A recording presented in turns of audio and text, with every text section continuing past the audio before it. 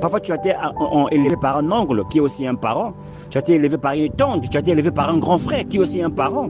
Alléluia. Mais aujourd'hui, tu n'arrives pas à penser à ces gens-là. Alléluia. Lorsque les gens se liguent contre ces gens-là, tu joins ces gens-là pour parler du mal des gens qui se sont sacrifiés dans ta vie. Bien-aimé le Seigneur.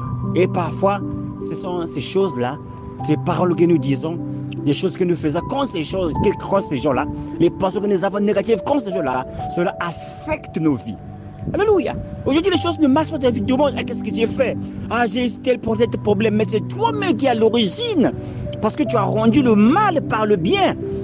Alléluia. Tu as rendu le bien par le mal. Et tu es la maison. Cette maison, c'est-à-dire que le mal ne quittera jamais ta maison. Tu es en train de souffrir aujourd'hui. C'est parce que tu as traité ta mère de sorcière. Tu as traité ton père de sorcier.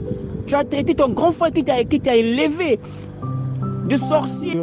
Proverbe chapitre 17, de verset 13 m'a appris la reconnaissance.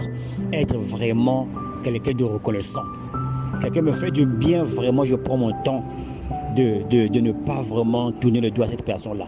Et bien le Seigneur, il y a des fois, il y a des gens qui vont dans des églises qui ont des problèmes de conception. Il y a des gens parfois qui ont des problèmes dans leur foyer. Il y a des gens qui ont des problèmes de travail. Il y a des gens qui ont des problèmes de finances. Beaucoup de problèmes. Ils viennent à l'église comme des agneaux. Et le pasteur, avec l'amour qu'il a dans son cœur, les frères et les sœurs, ils vont mettre les mains dans la pâte. Ils vont prier avec cette personne-là.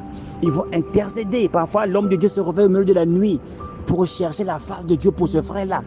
Il va rentrer dans des jeûnes. Parce qu'il y a une brebis qui est malade.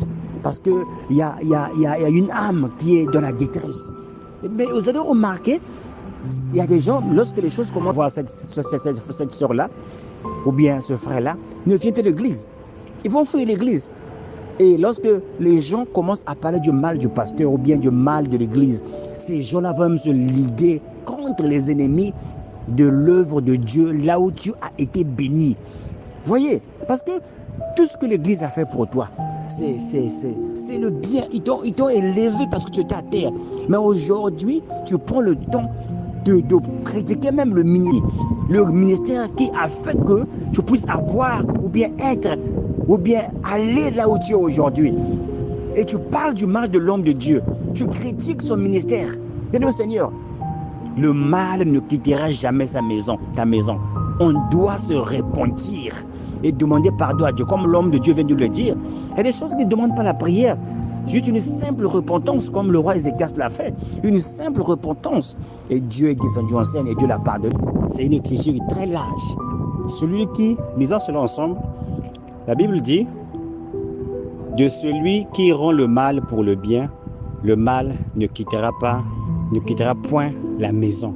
Et la maison là, c'est ta vie.